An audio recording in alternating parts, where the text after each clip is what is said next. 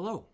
Today we finally dip into the Hampden Estate 8 Marks Collection 1 year old, which obviously I don't have. So I actually went in on a split with a fellow on the East Coast because I figured, I wanted to get this review out soon, and I just thought Chicago gets everything late, and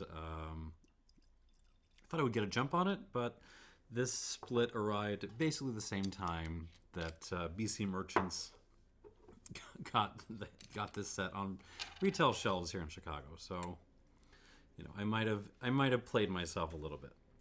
All right, so what the heck is this? Who is it for? What am I anticipating? All right, so Hampden Estate in Trelawney, Jamaica makes very, very powerful molasses-based pot-distilled rums. They make 8 recipes of the stuff, varying the recipe depending on how long the fermentation is and what kind of tricks they're playing with it, basically. I go into a lot more detail in the previous iteration of this set. But basically, you're getting longer as you go up the scale. You're getting longer and longer fermentations and more addition of dunder, which is stillage, muck, which is microbe fun, and cane vinegar, which is their own homemade vinegar made by them, added to basically increase the acidity of the wash, because acid plus alcohol equals esters, and Jamaican rum has a lot to do with high esters. That's the pungency they have. So the previous set, well, first of all, let me say, who is this for? This 1 year old set. I think there's really 2 possible groups it could be aimed for. One is the nerds who already bought the previous set and want a variation on that. Like, what happens when you take those unaged rums we already had before and keep them in cask for a year? These might be the same batches. I don't know. So that's one group. And the other group would be people who are just scared of unaged rum and want an aged version. Those people are just get over yourselves, guys. Just go spend $30 on a bottle of Rum Fire. Whiskey World has been lying to you. Things can be awesome without it ever having touched oak. So yeah, that's my initial thought, is go buy the unaged set first. Like, this is for the people who are so far into the deep end and so deeply in love with Hampden, because they are that good, that they just have to catch them all. So that's the first thought. But basically, yeah, so they've aged all their recipes, possibly the same batches from last year, in American oak ex-bourbon barrels, and these are the results. Now, there is something I'm worried about, which is what I call the ditch, the agent ditch. So this is a theory or heuristic or rule of thumb that I have. When spirit comes off the still, right, it has a certain level of complexity to it. You put it in a barrel, the complexity doesn't go up right away. Instead, there's a kind of dip. There's a kind of ditch that happens, where initially the spirit is kind of rushed with oaky character. The complexity actually goes down for a little bit. And then sort of as it stays in barrel, and you get marriage, you get complex, slow oxidation. It slowly pulls itself up out of that ditch as the spirit reasserts itself, and you get complex tertiary flavors and stuff, until ideally it passes up over its initial point. Now, that doesn't mean that all that initial complexity off the still is good, and especially in the case of grain spirits, whiskeys, it is not. And so if you bottle something in the ditch, it might actually be more pleasant than it was straight off the still, because you've gotten rid of some of those off notes, those kind of harsh yeah, harsh white dog slash new new make notes. But in cases where it's pleasant, I mean, if you're bottling something where it's in the middle of that ditch, I mean, you've spent more money on barrels, you spent more time to sell a product that just isn't as good. So it's generally just something to keep in mind. Things don't always get better when you add them to oak, and so that's what I'm worried about in this case. Is a 1 year in the barrel both too much and not enough? Is it in that ditch? Like, is this going to be just less complex and less interesting than the unaged set and what, say, a 6-7 year old set of these same marks would do? So that's my question here. All right, but I've babbled enough. We're already 6 minutes into this. Let's get tasting. I have not taken notes on these, so we're just gonna do it live. All right, what do we got here? We're gonna start out with OWH 1 year old. Now all these are bottled at 52%, which is sufficient. OWH, Outrum W Hussey, 40 to 80 grams per hectoliter of pure alcohol. Fermentation is 3 days long. So this is the baby of the range. This is not only the lowest mark that Hampden makes, but it's one of the newest. It's one of the ones that were introduced with the recent change in ownership. All molasses and water, no fun, weird stuff. And what am I getting initially? I am getting a lot of pineapple upside down cake, first of all. Cherry Coke. Banana peel, vanilla. I mean, it's very reminiscent of, say, pot-distilled rums that you can get from St. Lucia, sometimes Barbados. It's in that style. It's a cleaner style. But you're still getting a certain minerality to this. There's a certain flinty character. Blossoms, white blossoms. So slightly floral. Almost a chalky note to this.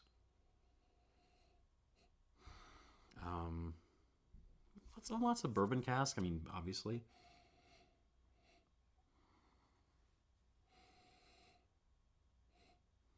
I mean, is it in the ditch? Initial thought, yeah, it might be. I mean, I haven't tried this on the palate yet, but there's a certain softness to this, which is fine. It's very pleasant. But it's not, it's cerebral. It's not challenging me a whole lot. Touches of green olive, maybe. Some fennel. It is a rum. Sea salt. Yeah, we're really kind of in that kind of St. Lucia, John Doerr pot still kind of territory. It's nice. Some white pepper, more florals.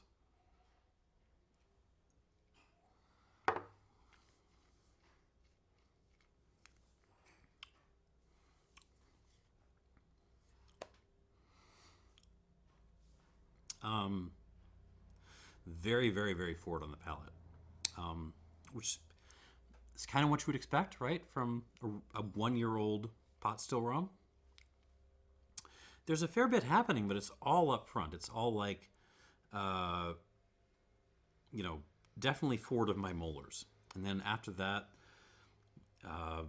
very, very little happening. Finish is fairly quick.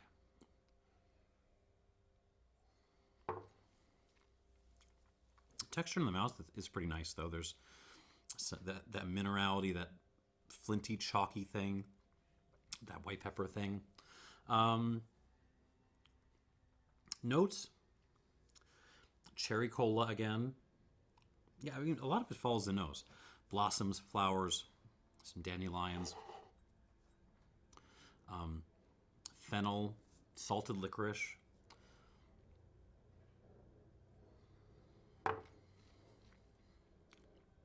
vanilla, yeah.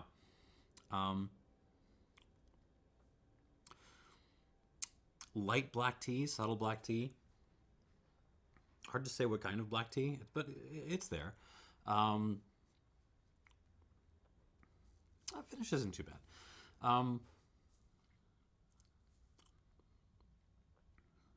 And yeah, I struggle to say a whole lot more about this. It's a nice pot still rum. Maybe a little bit of coffee cake, or could you make a coffee cake with like some like little dried pineapples or something on top? Something that's a cross between pineapple cake and coffee cake, something like that. I mean, it's a Hampden. It's still got that DNA, but it's definitely like a softer, more turned down version of Hampden. So on the one hand, yeah, my worries about a ditch are absolutely justified on first contact with this. But on the other hand, it's still pretty darn nice anyways. So let's add some water. We'll come back to it. 2 squirts going to be enough. 52%. I'll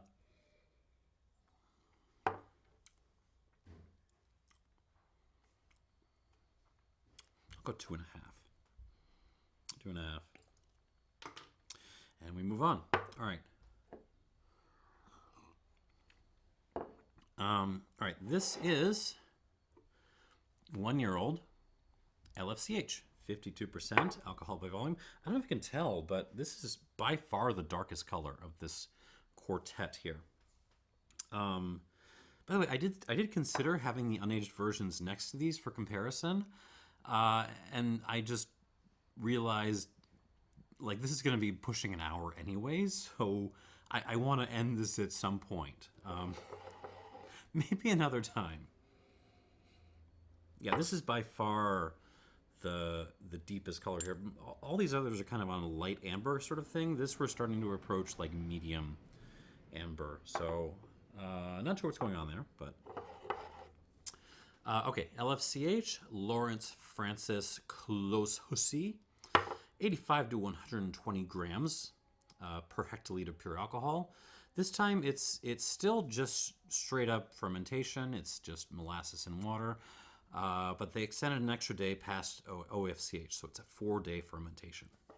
And remember, this is natural yeast, right? So, but it's don't take that to mean it's random yeast, because you're talking about washbacks that have been around for 200 plus years, and the yeasties that are going to be involved have found their home in there and all over that big ancient fermentation building they have. So. Yeah, it's natural fermentation, but that does not imply it is not very, very, very controlled and predictable fermentation. All right, sorry, I'm going to shut up and get my nose into this. LFCH. Right off the bat, much more kind of forward and aggressive on the nose. I mean, it's woodier, but it's also rummier at the same time. There's a distinct hippie toothpaste note on this, which is, so you're talking mint and you're talking fennel kind of rolled into each other. A lot of vanilla. There's some kind of like fresh sawdust in there. Definitely some like stewed English breakfast tea.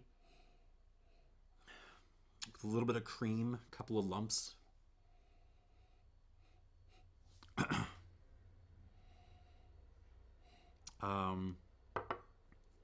That kind of briny sea salty note is still there. Florals, yeah, I mean, we're starting to go from like blossom more into almost rosewater territory.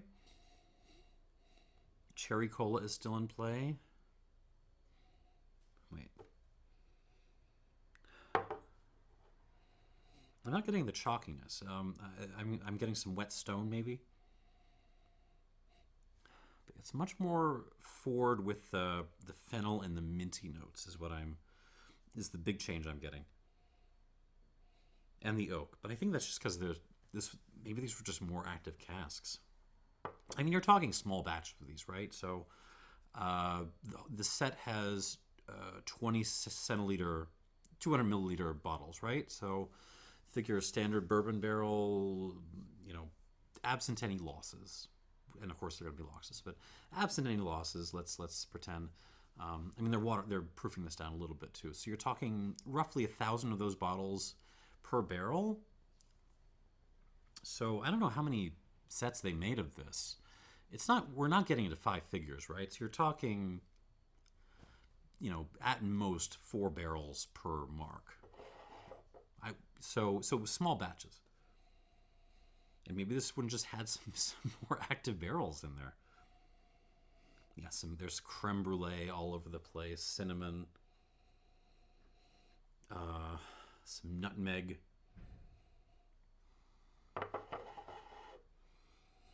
Even a kind of like a Jim Beam style, like toasted nutshell sort of thing.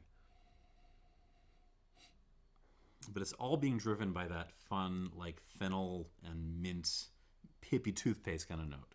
Yeah. That being said, I should back up and say we're still in the territory of Barbados, St. Lucia, as opposed to like what you traditionally think of as big, funky Jamaican rums. On the palate,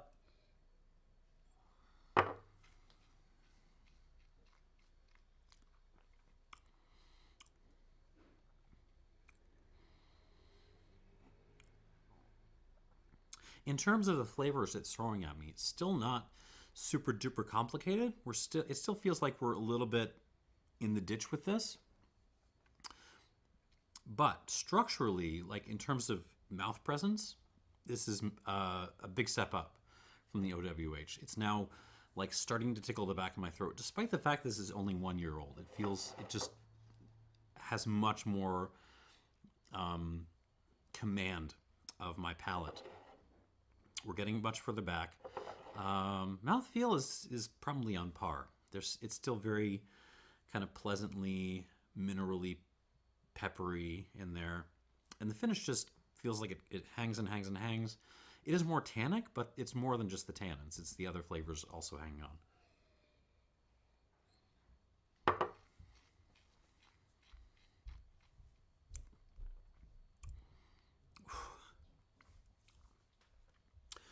You're still definitely on hippie toothpaste, vanilla,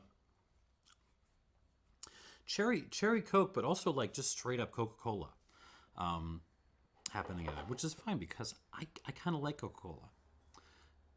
I am the generation. I am an elder millennial. I was part of the generation that killed the soda industry.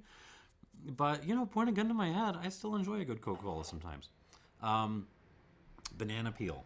But also like fried plantain.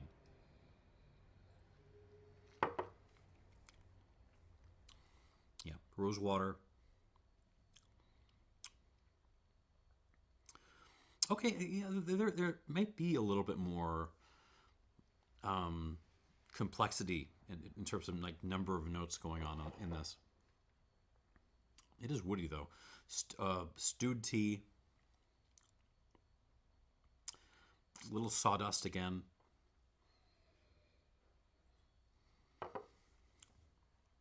You could Mai Tai the heck out of this, I'll tell you what. Okay.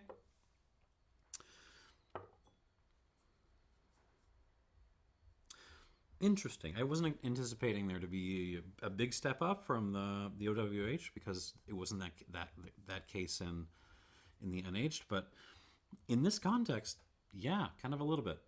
All right, we'll give this our 2.5 squirts. See what happens.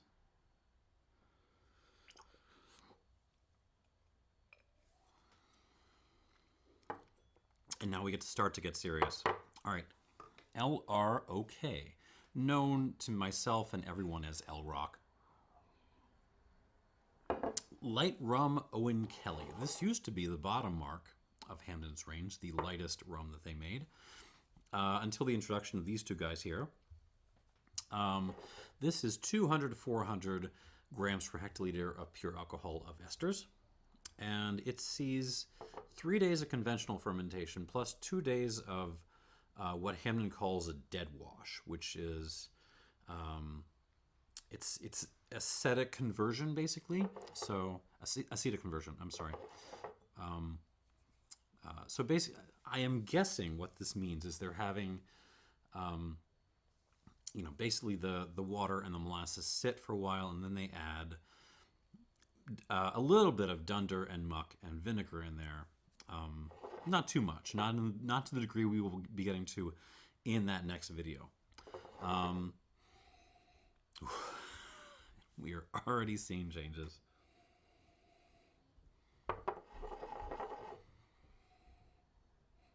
Is it young? Yeah, I'm on the nose. You can absolutely tell this is. It's not an old rum. Like there's an immediately a friendliness to this. It's very outgoing, but at the same time, it feels a little bit flat. But God, it's pleasant though. All right, so right away I am getting a kind of blueberry, like a blueberry syrup sort of thing, mixed in with some rocks, whetstones, and some mixed flowers. There's rosewater in there, maybe even a little honeysuckle. Plus vanilla, cherry cola, your standard Hampden notes. Salted licorice,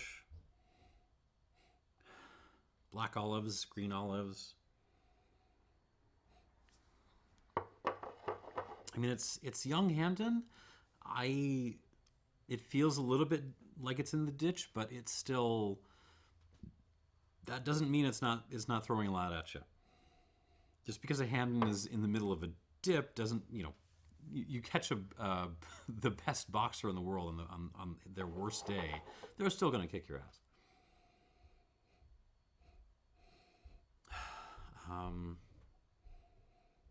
Oh, desserts. Why wasn't I thinking of desserts? Okay, so yeah, we are getting like some pecan pie, lane cake. I'm looking for a pineapple upside down cake, but I'm not really getting it. There's some tobacco-y elements in this. Some very fresh Virginias going on. Kind of intermingling with the flowers. There is, I think, either the distillate is being more assertive than the previous glass, or there's just less oak on this, and it's a much lighter color. So I would guess there's less oak on this. But there's still that vanilla note, and it still feels like everything is a little bit muted versus the unaged bottling on the palate.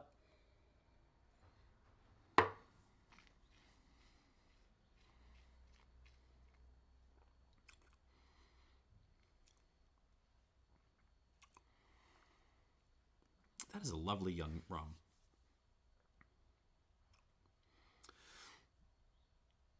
Again, there's signs that it's young, but structurally, in terms of mouth presence, it's still doing very darn well.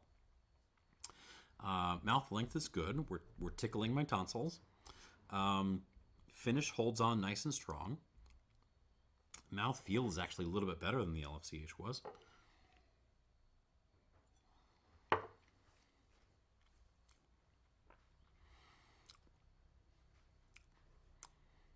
This is good. I mean, if Hampden just bottled this as is, sold it for, I don't know, $40, 1-year-old LROK Hampden, like this would be like a class beater. It really good is. It's could it be older, more complex, more nuanced, more tertiary? Sure, absolutely. Would it be even better in unaged form? Sure, absolutely. And I'm probably not going to score this as high as I score. I haven't looked at my scores. But I mean, yeah, this is a really good young rum.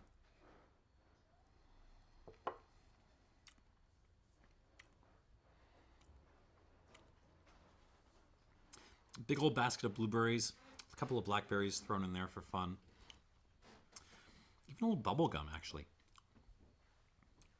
Mixed flowers, wet rocks, black olives, green olives, fennel, but also like a little bit of salted licorice, cherry cola, like classic Hampden notes, right?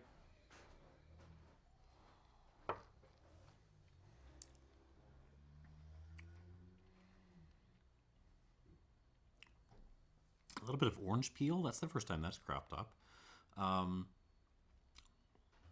Your desserts, your lane cake, your kind of pecan pie thing.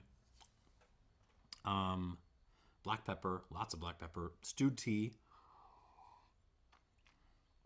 Really like milk tea.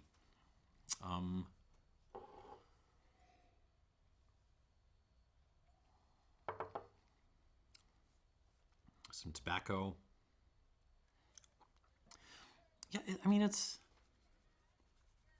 does feel a little bit muted, but it's also delicious, and you can immediately see the appeal of just like young oaky rums. I mean, it's nice. It's very, very nice. Okay, I'm gonna give this a squirt of water. Come back to it. This is winning the flight for me so far. 1, 2, 2.5.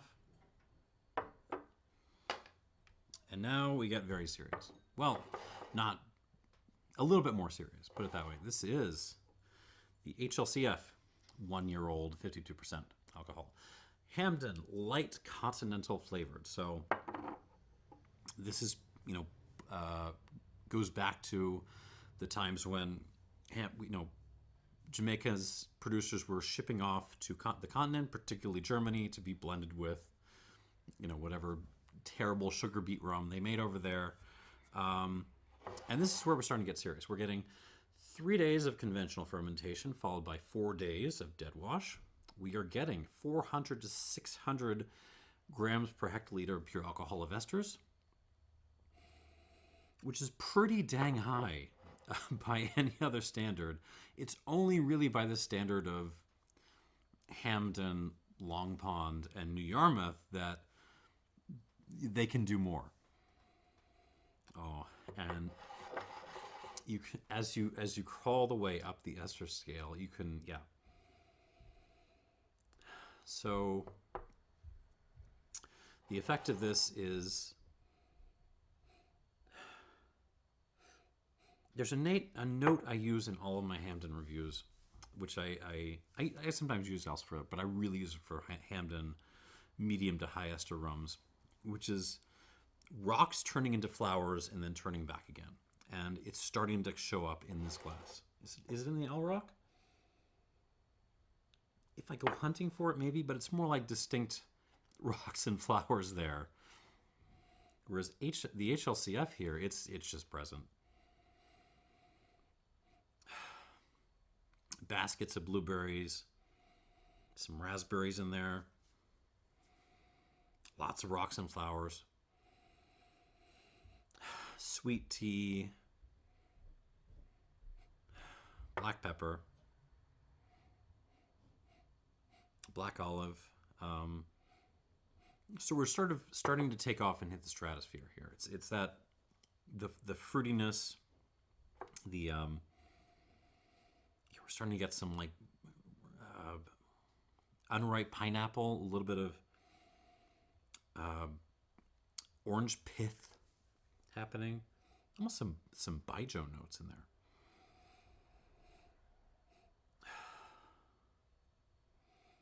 Even, what is that? There's a hint of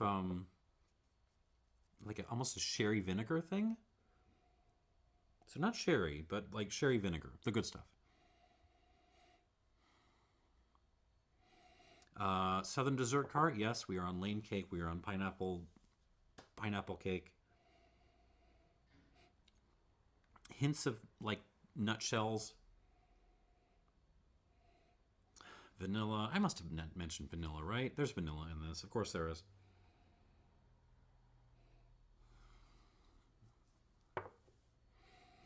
In some ways, this feels like the most raw. But that's not. What I mean by that is this feels like the one where the oak influence has had the least impact on the the sort of unaged distillate character. Like this just feels like the oak is fighting a losing battle against the LFCH. They haven't, or I'm sorry, the HLCF. They haven't really, they haven't like integrated at this point yet. So, if we were talking Scotch, we would call this new makey. Only that would be like an unpleasant thing because new make spirit is often kind of not that nice. But in this case, it's not a bad thing because fresh HLCF is awesome. All right, on the palate, there's the hippie toothpaste thing, which was missing in the LROK, is kind of back a little bit as well.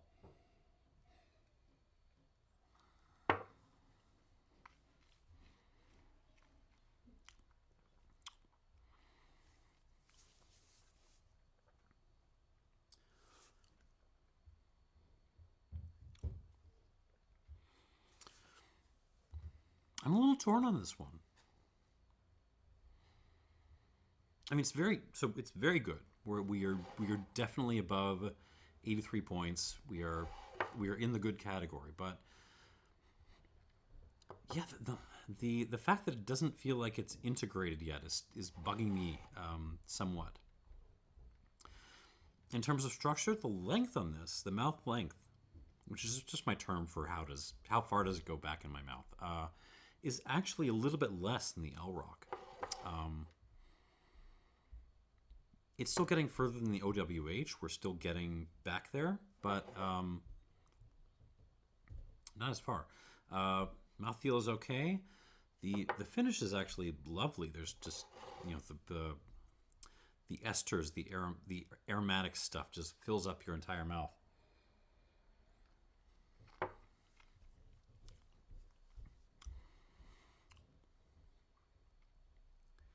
But it's weird because it's like it almost feels like I'm just drinking unaged rum, but it's being dragged down by something, and I'm like, what is doing that? What is kind of muting that? And I'm like, oh, that's the oak trying to punch through. You actually have to go hunting for oak flavors on this. It really just tastes like a slightly blunted, unaged, rum fire or something.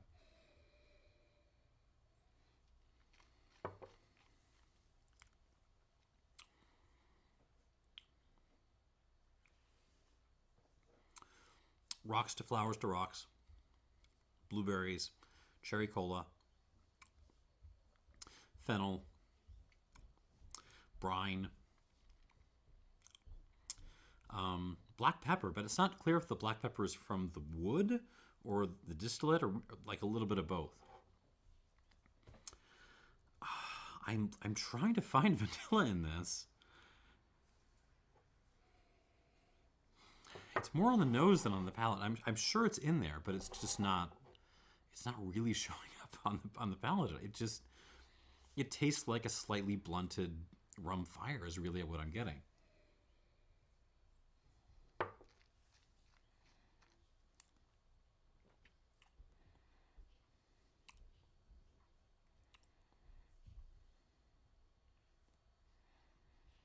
Yeah, I'm not sure what else to say about that. It's I want to see what water does to this because I'm guessing water is going to bring out the oak, and I'm not sure if that's going to be good or bad.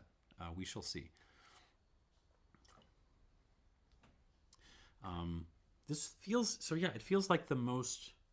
It's certainly not the least of the bunch in terms of where standings currently are, but it might be the most immature of the bunch. This is the one where oak feels the most superfluous.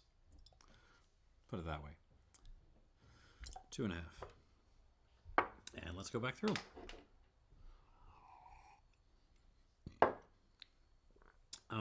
Yeah, so where am I going into the second round here?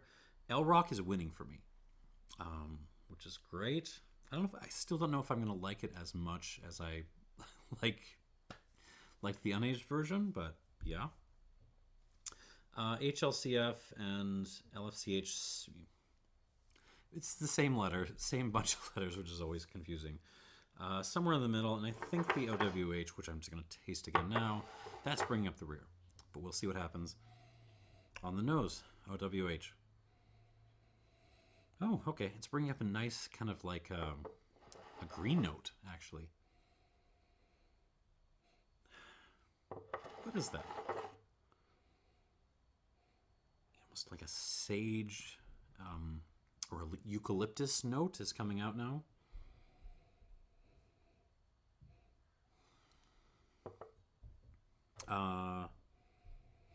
And the vanilla has stepped up a little bit. I do like that green note, but we're still very much in the territory of like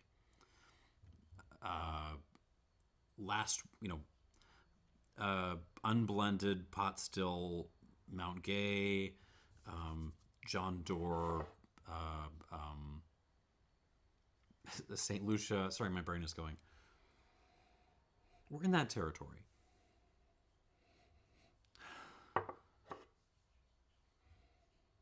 It's nice. I think I'm enjoying this. Is it the most complex Hampden I've ever nosed? No. Is it as complex as unaged OWH? I don't think so. Is it as complex as 8-year-old OWH with their standard offering? No. But, yeah. I like it anyways. On the palate,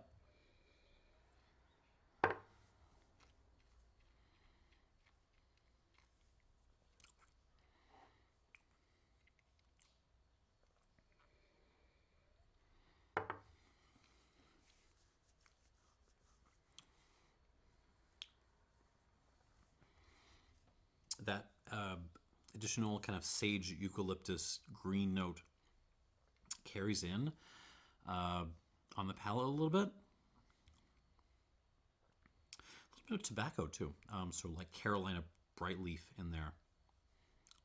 Even like cigarette tobacco happening. So the mouth length is still pretty short. The mouth feel is a little bit better, if anything. It's more grippy. It's more assertive. Finish is about the same.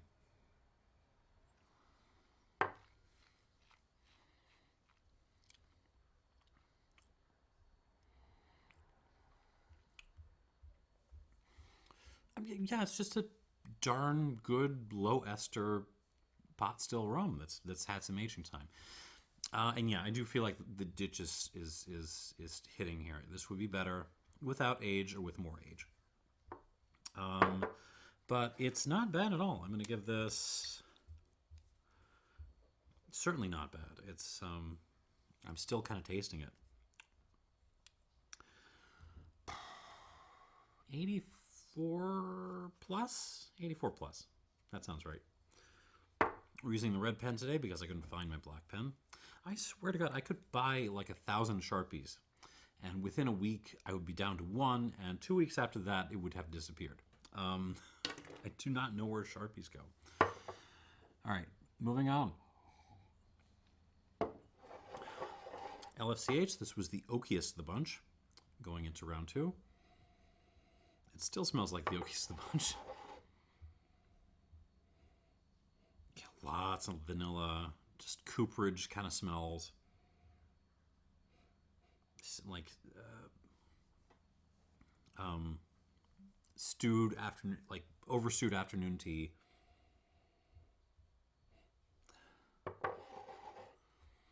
The oak has come out, but I don't mind. It's like, oh hi, it's oak. It's nice.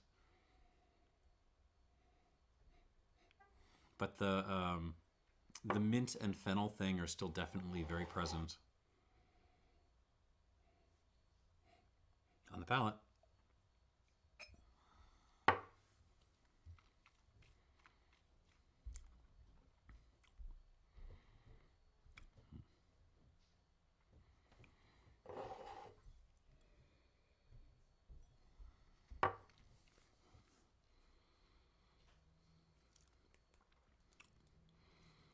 Okay. So yeah, What do I do with this? I was expecting the wood to come out, and to some extent there's more like kind of vanilla and brown sugar happening. Muscovado, as Ralphie likes to say. But at the same time, water has kind of taken away from the mouth presence on this a little bit. Mouthfeel is still fine. Mouth length is a little bit clipped. It's sort of stopping just past my molars now. And the finish feels a little bit clipped too. It's not... the tannins, the wood tannins are still holding on, but a lot of the other stuff is just fading a hair bit more quickly.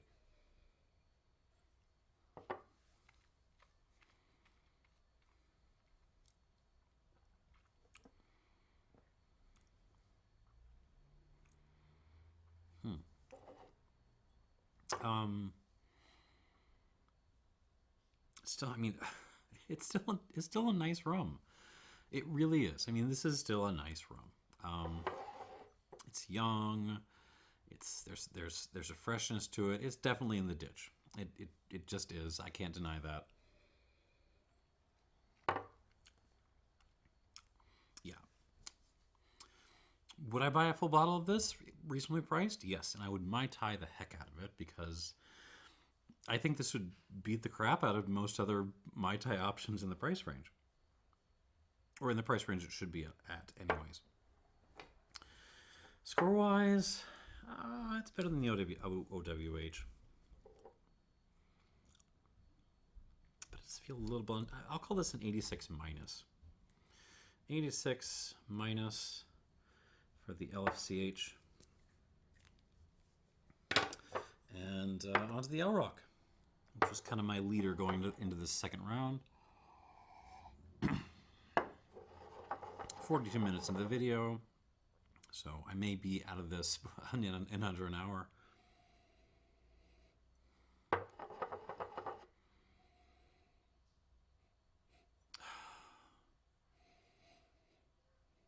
Okay, on this one, water seems to have blunted the nose a little bit. Still not all those same notes as before, but a lot of them,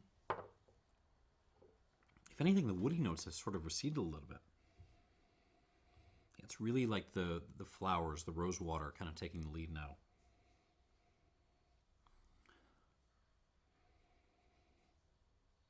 Okay, this set continues to surprise me. It's not in the ways I was anticipating. I guess that's why it's a surprise. All right, on the palate.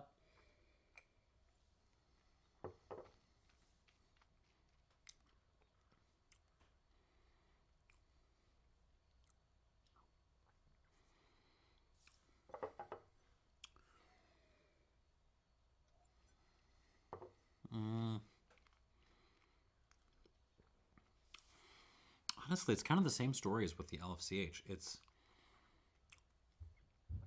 a lot of the same notes are there, but the structure has gotten a little bit iffy. Good mouth presence, good mouth feel, I should say. The length is a little bit clipped now. The finish is a little, I mean, the tannins, if anything, are hanging on for longer, but I think everything else in the finish is kind of receding faster than it was before.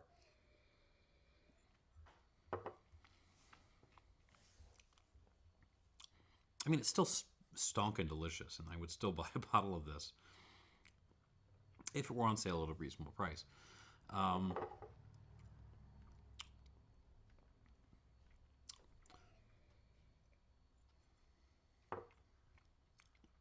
Yeah, lane cake, pepper. Yeah, take some lane cake covered in pepper and some flowers. That's a lot of what you're getting here. And I like it. It's good. It's, what am I going to score this? I will call this an 87 minus. 87 minus for the 1-year-old LROK. And now, the HLCF. Running out of water here. All right, here we go.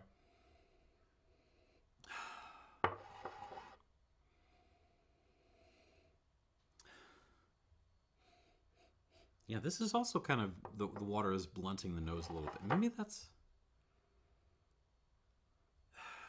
weird.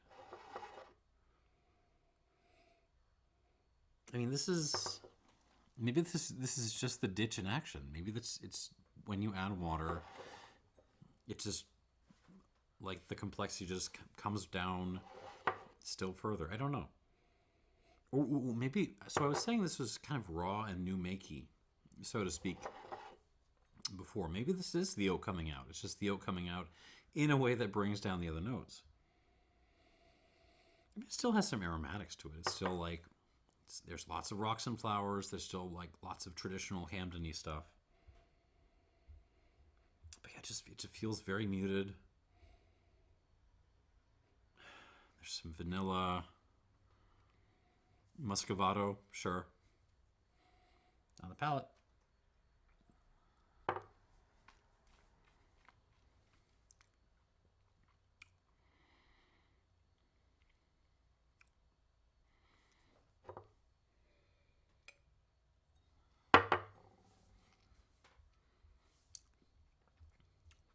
No, on the palate, this one is still kind of holding what it was. I mean, it still has the same problems as before, but it hasn't gained any additional problems. It still feels like I'm drinking, rum fire that's being sort of hemmed in a little bit. Well, okay, no, there's a little bit of vanilla creeping in now.